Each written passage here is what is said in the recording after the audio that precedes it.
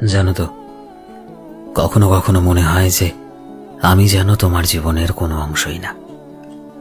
যখন আমি চুপ করে যাই তখন কতবার তুমি জিজ্ঞেস করো আমার কি হয়েছে, আর যখন আমি মন খারাপ করে থাকি তুমি সেটা বুঝতেও পারো না।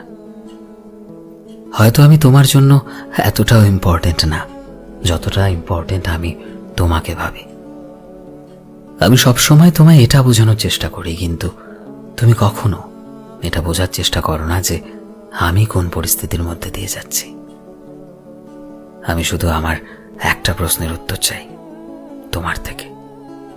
আসলে কি আমি তোমার জীবনে এখন ততটা দামি যতটা আগে ছিলাম, নাকি তোমার জীবনের কোনো অভ্যাস হয়ে রয়ে গেলাম যেটা এখন চলে গেল কোনো কিছু তোমার যাবে আসবে না?